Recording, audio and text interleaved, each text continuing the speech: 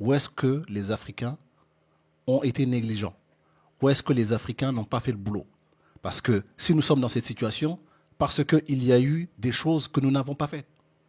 Et le reconnaître, c'est quand même le début de la réflexion. C'est bien d'accuser les autres, mais les autres ont profité d'une faille. Il y a eu une faille de notre côté. Et tant qu'on n'a pas compris cette faille, c'est pas du tout du bon. Parce que même si on espère résoudre ce problème, les locodermes vont chercher la faille, cette fameuse faille-là, ils vont encore refaire la même chose et on va revenir à la case départ. Donc il nous faut immédiatement essayer de réfléchir où est-ce que les Africains, nous avons été faibles. Donc je vais te poser la question, C'est ça. toi, dans ton analyse, avec avec l'expérience que tu as, les livres que tu as lus, quand tu penses à ça, tu te dis, où est-ce qu'on a déconné? Où est-ce que nos ancêtres n'ont pas fait le boulot? À quel moment ils n'ont pas pris leurs responsabilités? Est-ce que tu peux me donner ton avis là-dessus? D'accord. Ben, Mobali, tu soulèves une question très difficile. Cette question-là est très, très, très difficile parce que on parle de quelque chose qu'on n'a pas vécu comme témoin oculaire. Mais, selon moi, je pense d'abord, je vais aller d'abord sur une perception spirituelle. Pour moi, je pense que la gestion de l'humanité, la gestion de l'univers est cyclique. Et nos ancêtres euh, ont géré l'humanité, ont géré, euh, on va dire, les connaissances, ou ont été leaders des connaissances de l'humanité sur une très longue période. Très, très longue période. Hein? On va dire au moins 6000 ans pour l'Égypte antique. Et ça n'a pas commencé qu'en Égypte antique. Ça a commencé bien avant. Et donc, nous avons géré, nous avons enseigné à nos enfants. Et il y a un principe de base qui est le principe du naître, vivre et mourir.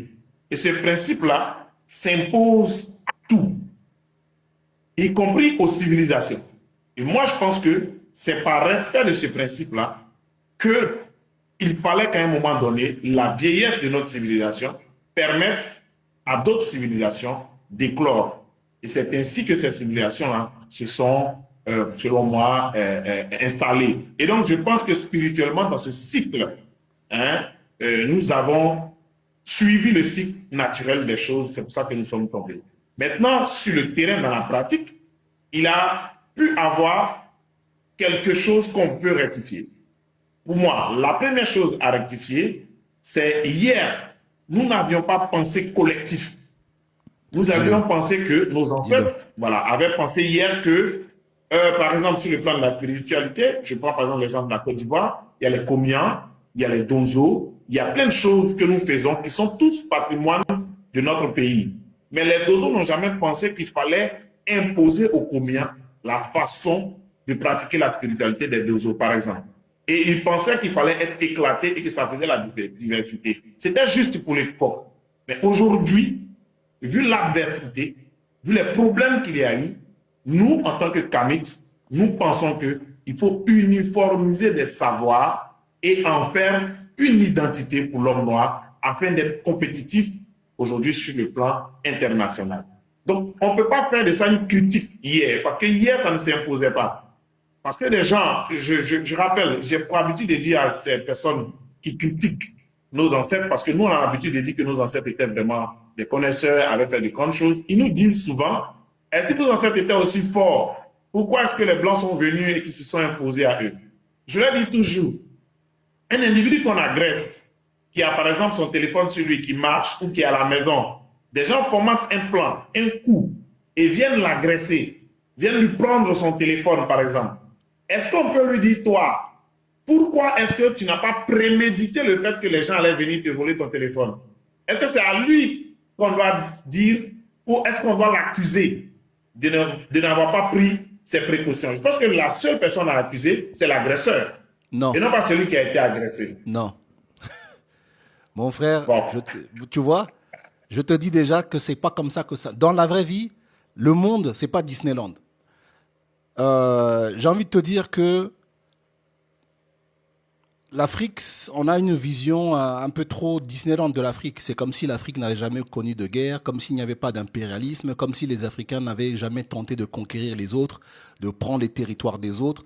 On a l'impression que ça n'a jamais existé.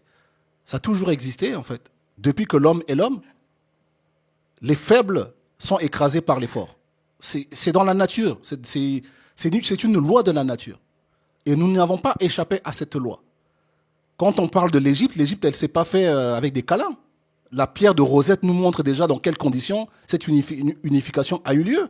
On y voit quelqu'un en train d'abattre un homme, et cette scène marque que ça a été fait par le sang. Ça n'a pas été fait bonjour, toc toc toc, on va faire l'Égypte. Donc, tu vois, juste sur cet exemple-là, et ce que j'ai envie de te dire, lorsque tu possèdes quelque chose, et que cette chose, tu y tiens, tu y mets la sécurité qui va avec. À partir du moment où tu as quelque chose que tu aimes, mais tu ne mets pas la sécurité, tu es irresponsable. Et c'est tout à fait normal qu'on vienne te voler ça. Et c'est toi qui as tort. Toi, là, tu as ta maison. Tu as ta maison, je suppose qu'il y a une clé. Tu aimes bien tes livres, tu aimes bien tout cela. Il y a une clé. Si demain, tu as laissé la porte ouverte, quelqu'un vient voler à la maison, mais la personne la plus idiote, c'est pas celui qui a volé, c'est toi. La personne qui est venue chez toi, elle a juste trouvé une faille, elle a profité. Mais la personne la plus idiote, c'est toi. Tu savais bien que tu avais des livres précieux, tu savais bien qu'il y avait tout ça, et tu as laissé la porte ouverte. Tu es irresponsable.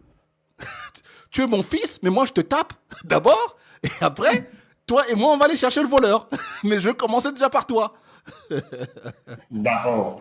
Non, je comprends très bien ce que tu dis, Mobali. Mais le contexte est un peu difficile. Le contexte est un peu difficile, pourquoi? Parce que nos ancêtres, ceux qui sont venus les attaquer, n'étaient pas forcément plus forts qu'eux. Ce sont des attaques successives de différentes civilisations, de différents peuples qui, à un moment donné, ont pu permettre à ces peuples étrangers-là de prendre le dessus sur eux. Donc, effectivement, ils avaient pensé à la sécurité, ils avaient pensé à s'organiser. Mais quand tout le monde convoite et que tout le monde attaque presque en même temps, il est difficile pour un individu, en tout cas, de résister. Et en même temps aussi, comme on a dit, les civilisations qui vieillissent tendent à ne plus avoir cette puissance et cette force-là, se défendre. Mais je te rejoins, je suis d'accord. J'accepte que, effectivement, on nous a attaqués à des moments de faiblesse parce que nous ne pouvons pas dire que nos ancêtres étaient, on va dire, étaient prêts à tout, en tout temps et en tout moment. Il y a eu certainement des failles, c'est vrai. Et même ceux qui ont attaqué aujourd'hui ont des failles. Ils sont en train de prendre des coups de d'autres et ils sont en train de tomber. Merci. Donc, naturellement, oui, c'est vrai. Il faut s'apprêter, il faut faire la sécurité sur du long terme. Et c'est pour ça qu'aujourd'hui, le cabitisme naît. Le cabitisme naît maintenant pour dire, bon, hier, c'est vrai, on nous a tapé à un moment donné, à des endroits donnés. On est prêt à réparer. On a compris que c'est ici que les gens ont tapé pour gagner et nous allons réparer cela. Voilà, donc moi je vais pas plutôt accuser, mais je constate et je dis oui, c'est vrai, on nous a tapé dans des endroits donnés, peut-être par vieillesse, peut-être par ceci, cela, il y a eu cette possibilité-là pour ceux-là de prendre la place, mais aujourd'hui nous revenons avec la force et nous revenons avec la volonté de puissance pour notre peuple. Et oui, avec le kamétisme, je pense que le peuple noir va réparer toutes ces erreurs qui ont pu se faire dans le passé. Et nous reviendrons à la charge, forcément. Merci mon frère.